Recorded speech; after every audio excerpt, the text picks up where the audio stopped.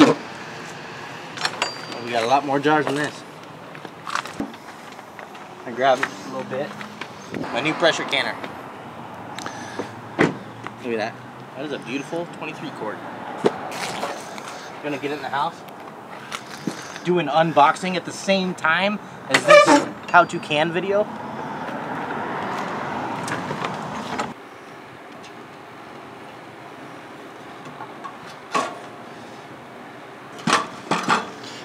You got the green can? What's going on, guys? Fishing the Odds here. Today is going to be a little bit different of a video. We are in Matt's kitchen, of all places. Say hi, Matt. Welcome to Matt's kitchen. So basically what we're going to be doing today, guys, is canning tuna. I have never canned tuna. That's why we have Matt here. Matt's an expert in this field. And we did an Albacore tuna fishing trip last week. And actually it was a few days ago. Tuna is still fresh, hasn't been frozen. And we're going to show you different ways that you can can it. Matt is basically going to be teaching me while we're doing this whole process. And so I got the privilege to show you guys how he likes to can things on this channel. So stay tuned, folks. We're going to show you the ingredients here. Get the tuna out, start cutting it up and getting it prepped. And we're just going to show you everything that we know about canning tuna. Yeah, make some poached tuna as well. There you go. Never had that. It'll make you best tuna fish sandwich you've ever had in your life. Check it out, folks. We got some mild banana pepper rings ×2. We're going to be putting a certain amount in each jar. We got some sliced jalapeno peppers. Going to be doing some of that in each jar. We got some, I don't know what that is, some Japanese barbecue sauce. Is that your teriyaki? That's teriyaki. Japanese barbecue sauce, guys. Basically teriyaki sauce, same thing. If you've never had, what is it? Bacon's teriyaki sauce. This is hands down the best teriyaki sauce you can get at the store. If not, Costco has Yoshida's, but it's very thick, and so the trick of that is just thinning it out with some water and like sriracha sauce, and you'll have a really killer teriyaki. But this has to be the best teriyaki sauce I've ever had. And being from Seattle, it reminds me of home. So let's get dialed in. We'll show you some tuna. We'll show you the loins. We'll show you how small we're going to chop them up, and we'll show you the whole process. We have 2 pressure cookers running today. I had to go buy one so I can start canning salmon and other things, start doing those videos for you guys as well. So stay tuned, subscribe. Should be a good day. If you guys want 15% off Steel Gear, baby, use code ODDS15. alright guys, so if you've never poached fish before, it's a fun experience. It's low heat and oil, but really what we're doing here is we're poaching the fish. We're going to make it extremely tender, but what we've added to just basically probably like a couple cups of olive oil. We've now taken the olive oil and we've added parsley, we have fresh garlic, we got peppercorns, I got a couple slices of onions, some chives, and I also have a little bit of red chili flakes as well. And what I'm going to do is I'm going to just heat that very low and slow to allow the flavors to develop. And then what we're going to do is we're going to take some loins, cut them into about 3-inch pieces, throw them in there and let them cook very low and slow. And what we're going to have is this flavor that develops, and it's going to be extremely tender. And then the last piece, we'll take a forks and we'll shred it apart, which you're going to see, and make probably the best tuna fish sandwiches you've ever had with pepper bacon, Kalama sourdough, homemade pickles, you name it. Yeah, it's all about the seal on the rings. So those cheaper cans, you're gonna get a really shitty seal on these rings, and they won't seal.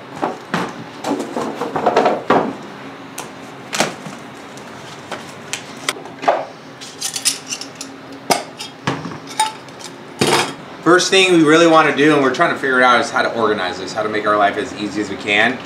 But first can that we really want to do is add a teaspoon of oil. You can use canola oil, olive oil, vegetable oil, I mean motor oil if you really want, you name it. So what we're just going to do here is add a little bit of oil in the bottom of each one of these jars to start. One reason behind that is we all know unlike salmon, tuna is extremely lean. So if we don't add this, we're going to have some very dry tuna after we're done canning. So this is very important. One thing you know about tuna and oil, it's good bait. Yeah. Tuna and oil and all the plugs. No, now this is our eaten tuna though. Next up is a little bit of salt. Here we have just some sea salt, just a pinch into each. They say when you're cooking, you need salt, acidity, and fat. So what we'll get is our salt and our fat. The acidity will come from different avenues, like those peppers, the pepperoncinis, or just when we're getting out and we make a sandwich with this stuff, we add a little lemon or even mustard. Fire though. So here we got some jalapeno peppers, pickled. Nothing too spicy, but are gonna add a beautiful flavor. So we're gonna add 2 or 3. I'm thinking 3. You think 3 per? Yeah. Okay. Now that I'm looking at it.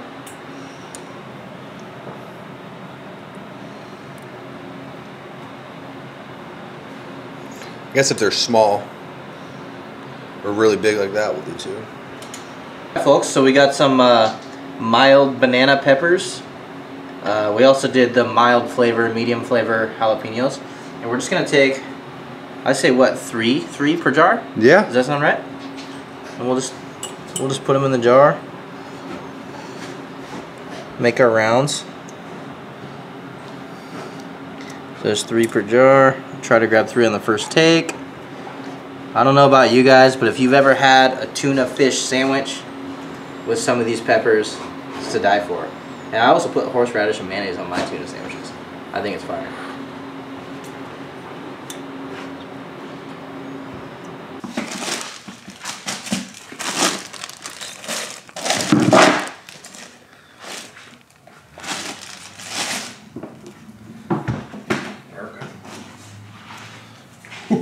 Whoa! So boys, we're looking at something about inch cubes. Something about like that. That's what I like when I'm... Yeah, something about like yay tall, and then we'll start the process of packing these in the jar. So I'll grab one right now. Here, we got the jalapenos, a little oil, a little salt as well. And we're gonna start to just throw those in.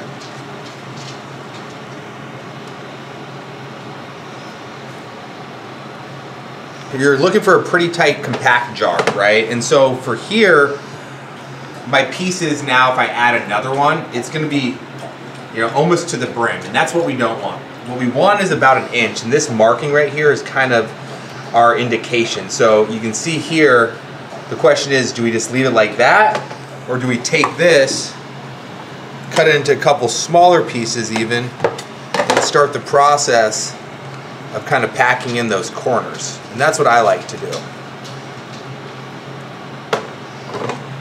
Do one more piece.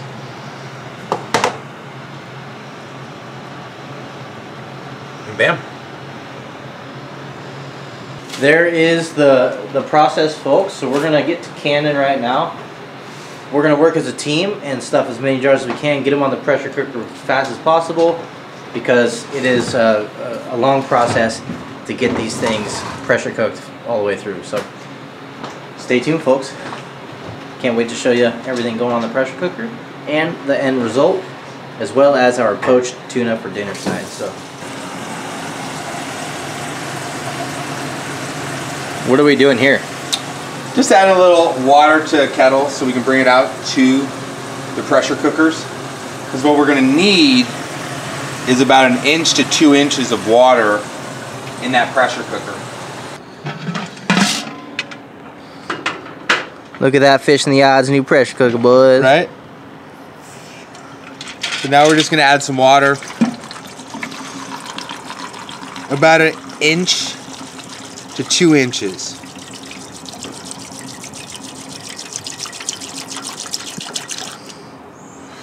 And we'll double check it when we put the cans back in. But we'll do the same thing on this one. What this is I got the packing the can station and he's got the cutting the tuna station. So I'm just gonna grab a jar, pack what he gives me, and this is what's ready. Yes, sir. And we're gonna see if we can't dial this into a quick draw.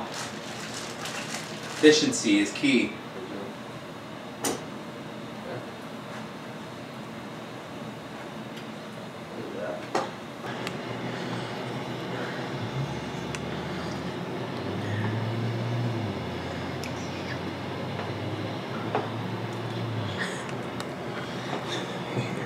You followed it up.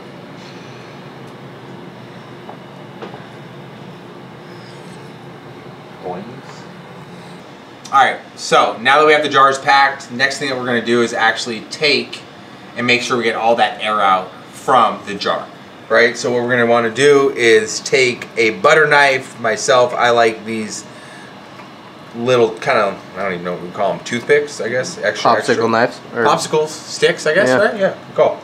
And we're just going around the edge and we're packing it down, getting all that air out that we can. And now it's good to go. So you can see we kind of brought everything down, got a lot of that air out. So it's now ready to be on to the next phase. Next step here, we're just gonna clean the brim. We wanna get all that tuna and any residue off. Next thing that we're gonna do after we clean that brim, we're gonna take that white vinegar, we're gonna put it a little bit in a bowl. The reason behind this is we're gonna give it one last cleaning on that brim that we just wiped down with white vinegar. And personally, I like to do that two-step process so I don't have to continuously change my paper towel. I can then just go around each brim with the white vinegar and knowing it's clean. So I'm not gonna be putting any tuna back on. Couple steps here before we put the lids on. If they're new, personally, I'll throw them right on. I know some people are gonna get on here and probably say, no, don't do that. But never had a problem myself when it's brand new, completely out of a wrap box. But if you do have some dirty lids, and I also will say this, once you use this ring once here, it will never seal properly again. So you cannot pressure cook or give it a water bath expecting that it's going to seal again once you use the actual lid. The ring, you're good to go. But if you're someone that wants to have everything sterilized, all you need, small pot of boiling water, throw those in. Give it maybe 90 seconds to a couple minutes, and they're sterilized, and you're good to go. Alright folks, so now that everything is sterile, clean, wiped down with the vinegar, we're going to throw that on there, just so it sits on top like that. We're going to do this to all the jars, make them tight. We're going to stack 26 half-pint jars in our pressure canner. I'm actually excited. We're in the final process, final step. All the work is done to this point, except for we have like 2 more of these boxes to do. But hey, we got food for some years, right? So that's the important part. You put in the work up front, and then you get the pay on the back end, right? Fire. So, final step here, we're just going to load the pressure canner. So, put one in,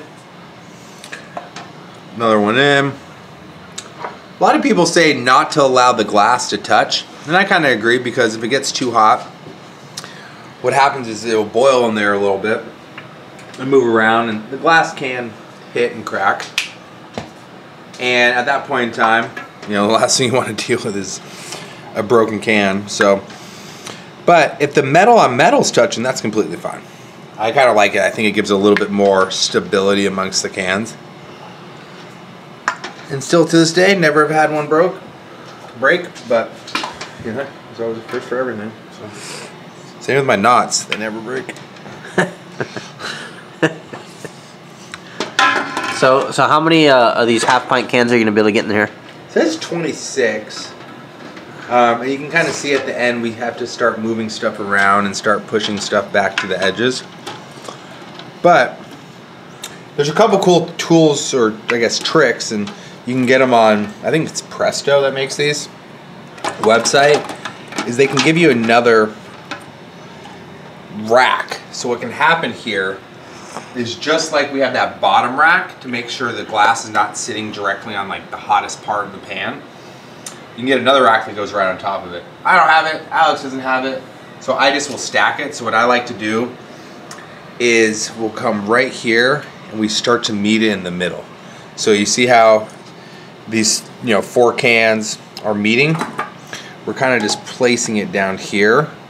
And without that, that's part of it, is we're probably not going to be able to get as many of cans as they say you're able to.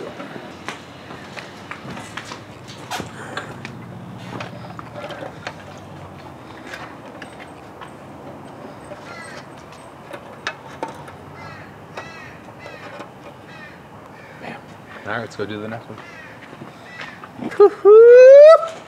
Buddy, we're gonna load up the last pressure canner, and then we are going to turn the bad boys on, and it's going to become a beautiful product. So stick around. All right, so last step is we're putting the lid on. Once it seats, you can feel it kind of seat. You just kind of grab it like this and get that thing to close. And it aligns just like that, and then you have your handles.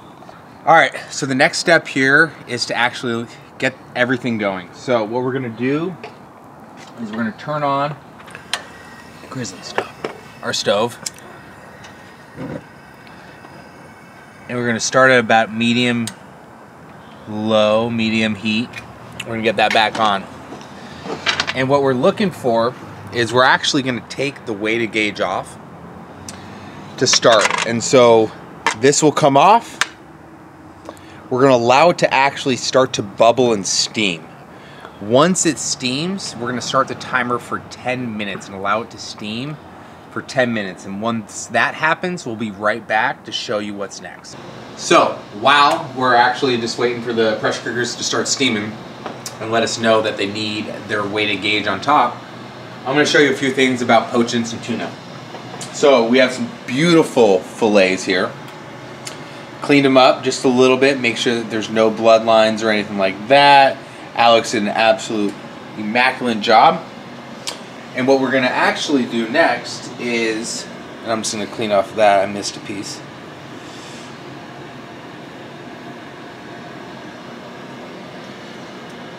Is over here, we have some olive oil. It's been slowly cooking, getting warm with some lemon, parsley. What else we got? We got peppercorns, chili flakes, and onion and garlic in there for the last about 45 minutes. So there's lots of flavor. And what we're gonna do is actually take this filet whole and drop it right into the bath. And always drop it away from you so the oil doesn't splash to you. We'll take another piece. We'll do the exact same thing. We'll drop that right in. And I think we can fit one more, so we're going to throw one more. And throw those in. So now, as they're poaching, you can see what we're really looking for is a little bit of bubble. We don't want that oil to be rolling, but we want just a little bit of bubble every second or two popping up from the bottom. And at that point in time, what I'm going to do is grab a spoon, and we're just going to come in and throw some of that hot oil right on top.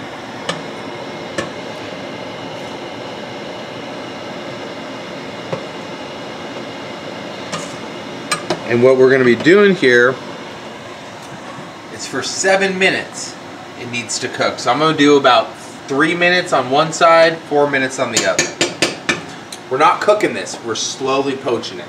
So now, you see this steam? We're gonna start the timer at 10 minutes.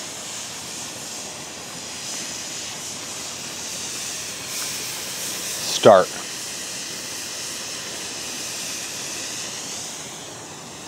And once that steam and timer goes to 0, we're gonna take our weighted gauge and put it right on top. So now we've gone for about 7 minutes on one side, and we're just gonna flip these pieces of tuna over inside the hot oil. So what made you determine 7 minutes this time? Because at first you said 3 to 4 minutes.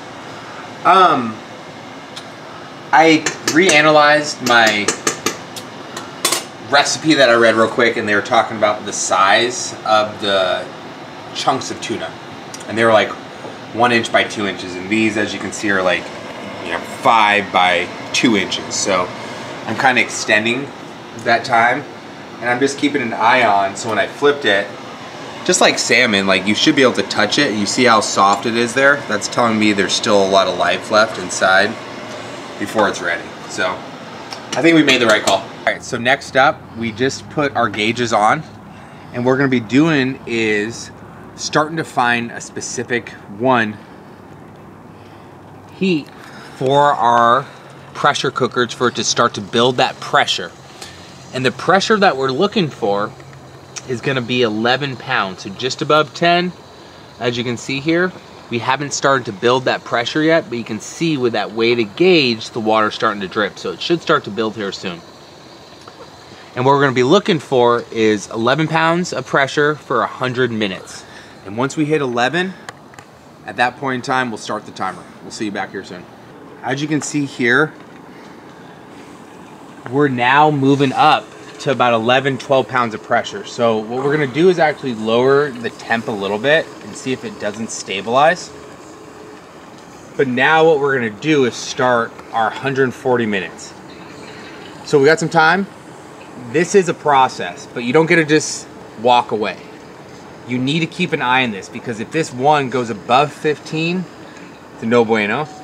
But even worse is if we go below 10, at that point in time, you have to start the entire process over again. So this is one of the most important aspects. So as you can see, it's still building up, so we're gonna lower it down just a little bit because it's pretty aggressive inside there. And what we're gonna wanna do is figure out where it's gonna stabilize. So this time is gonna take, or this process takes a little bit of time to figure out where your pressure cooker wants to be based off your dial as well as the heat source. So good luck, and let's have some fun. See you soon.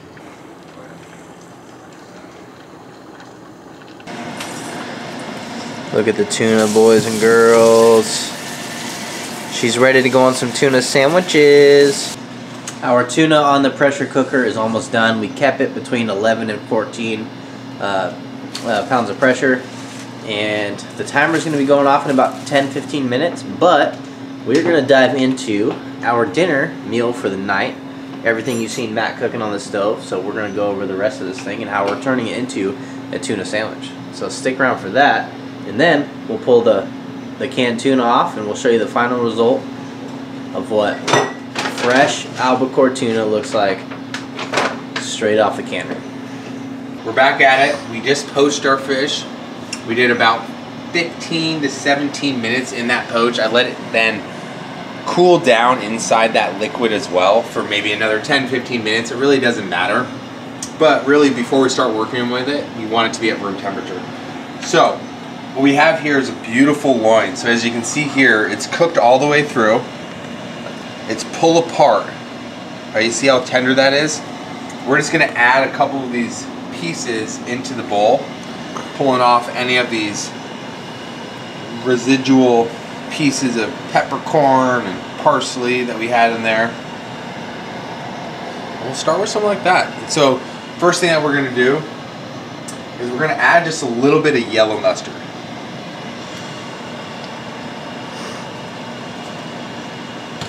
Then, some people are fans, some people aren't. We gotta add a good old mayo. Here we got some organic mayonnaise with cage-free eggs. That fire. But it really doesn't matter what we throw on there.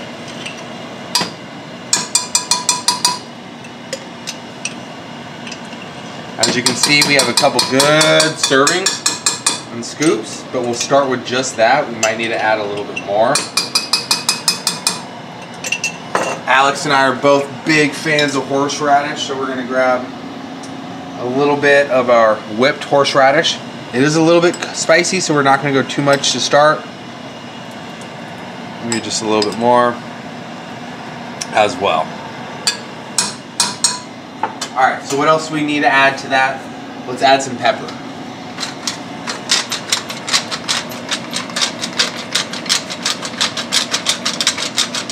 And then you can never forget salt. So that is the next thing that we're gonna add here. A nice keeping pinch of salt. Besides that, you can really add whatever you want, right? So some people might add celery, we might add pickles. I think Alex and I were talking, let's just keep it nice and plain. We're gonna have some great pickles on the side. But one thing that I am gonna do is grab just a little bit of some homemade pickles, and we're gonna add just a little bit of the juice to it. These are some dill, so it's gonna have some great flavor as well as acidity added to the dish. Now, with gloves, let's just get in here and start working this together. So you can see how easy that just pulls apart. And only cook for about 15-20 minutes. And what we're gonna have here is some of the most moist and flavorful tuna fish that you've ever had in your life for a tuna melt. So, we don't wanna go too crazy on it because I do like a little bit more of a chunked tuna. And just looking at it, I can tell we're gonna wanna add just a little bit more mayonnaise, maybe a little bit more of that pickle juice, as well as just a little bit more of the mustard, just to create it a little bit creamier.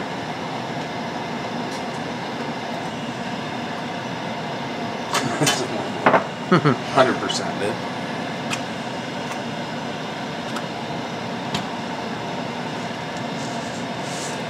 Here we have a little shallot and herb that I got at Kirkland. I really like the flavoring in that, and we're just gonna add just a pinch of that as well.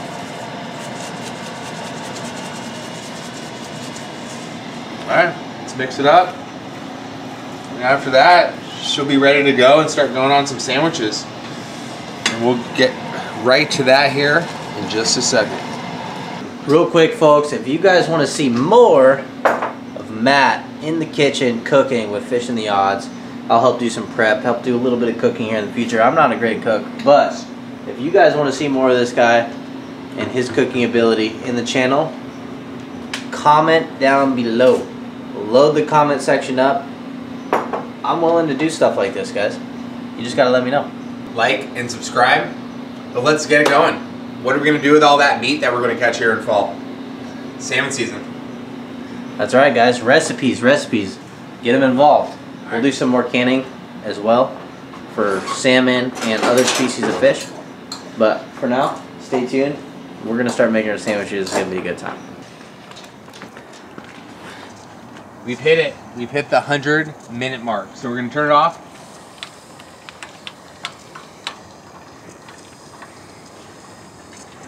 A couple things to be very cautious about here. Okay, first, if you decide to take this off right away, you're gonna burn the shit out of your hand with that steam. I've done it. Not gonna be that bad, won't last too long, but it still doesn't feel that great. Second, what we wanna do here now is allow the pressure to relieve itself naturally. So we don't wanna force it by taking anything off. So what we're gonna do here, if you want, the lucky thing that we have is this will just cool off, so we turn everything off. But if you're on an electric stove, you're gonna wanna remove that. So right now, we're gonna allow this to sit. When you get to like 5 pounds of pressure, I've noticed, you can take this off and start that process of alleviating some of that pressure. But now, after those 100 minutes, we gotta wait a little bit longer. Now, we're at about like 5 pounds of pressure. And to be honest, I don't think it matters that much. What we'll do is we'll slowly just kind of like work that off. And then bam, we'll allow all the pressure to release. You can see the gauge itself, everything's dropping down. We'll do the same thing on this one.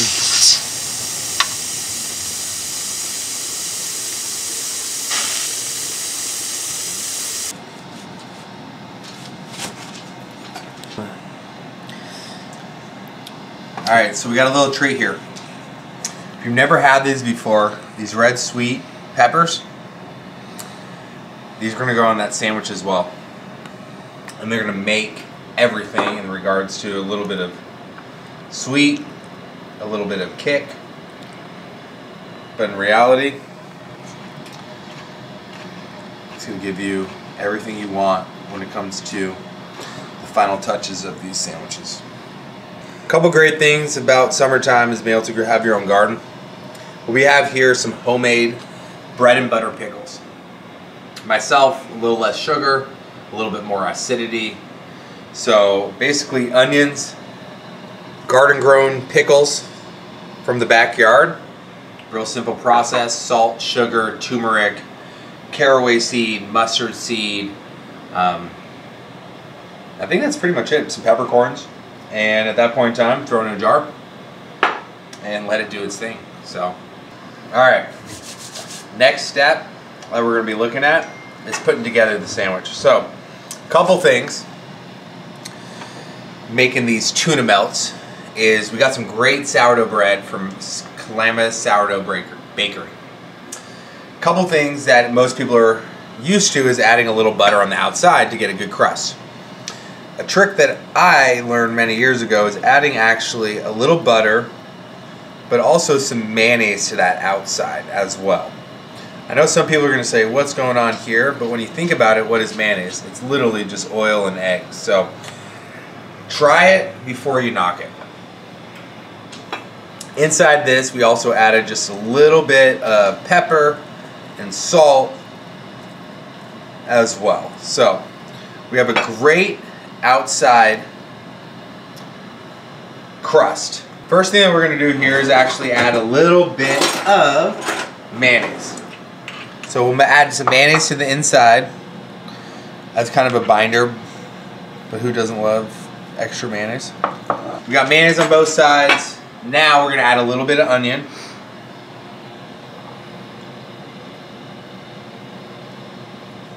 You like extra onion, or does that look good? Fire. Next, we're going to add some of those sweet peppers. So we slice them real thin. We're going to add just a few to the bottom part on top of the onions. After that, hold up, wait a minute. We got some bacon. We're going to add a couple slices of bacon. Next up, we have our poached tuna that we mashed up. Added mayonnaise, horseradish, mustard, some lemon juice, and some of that oil that we poached it in as well as salt and pepper. So look at that. Next that we're going to add to it are going to be a couple pickles. These are the homegrown cucumbers that I pickled myself with a bread and butter recipe. And make sure you like and subscribe. So we got that. Now, we're not done yet. We got to add some pepper jack cheese. We got 2 slices of pepper jack.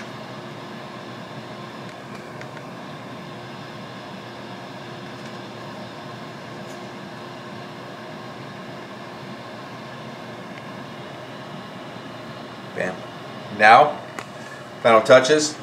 Just a quick topping. And we're going to go right over to a hot stove that's been preheating with a little bit of avocado oil in the bottom. Now, you can see how that oil is moving. To me, that's telling me it's ready to be dropped in and it's at the right temperature. But something that you can always take a look at is the smell. When you can start to smell a specific oil, you know it's ready. So as we drop that in, you can see it's not too hot. And we're going to allow that to slowly fry on each side for probably about 2 to 5 minutes. Just depending off how the cheese melts. We'll see you here soon. Alright, we're about to pop it off. Just because Alex needs a full effect of it, what we're going to do here, we're going to actually wrap in a little parchment paper to make sure everything wants to melt and get nice and gooey. Turn around, wrap it up. You know, we're like in a New York deli.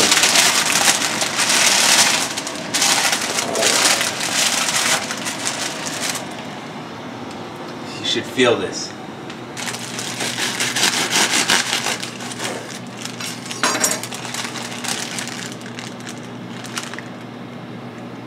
Bacon, pickles, peppers, cheese, and fresh albacore tuna caught in the Pacific Ocean. What else could you ask for? Alright guys, the test of time, literally, it's been several hours, because we've been canning all kinds of stuff, and we got another 40 jars right here, 52 jars over in the pressure cookers.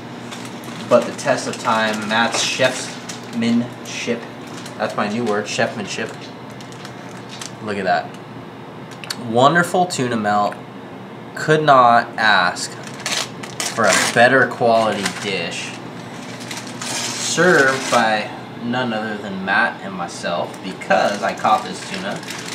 Matt prepped this tuna and cooked this tuna. So this is hard work in a tuna melt, and Matt and I are gonna enjoy the fruits of our labor.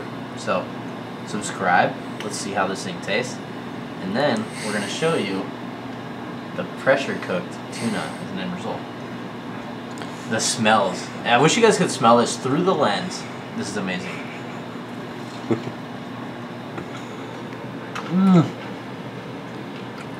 Oh my. Bacon pepper jack.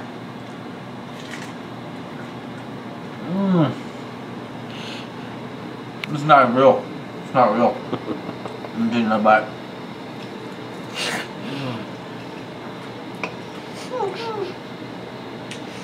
Guys, this is not real. There's no words to describe. Bar none, the best tuna melt sandwich I've ever had in my entire life. This thing is amazing. Matt, dude, you're a killer chef, bro. Let's go, dude. That's so killer, man.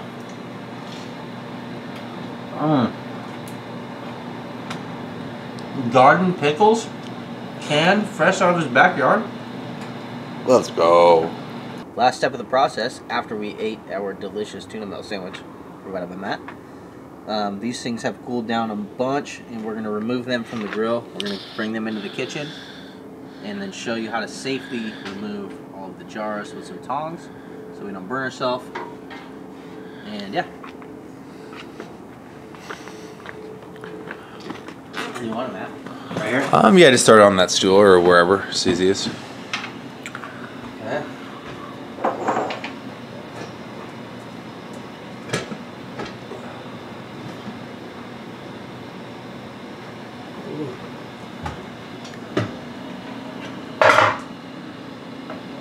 Let's take a look at one of the jars.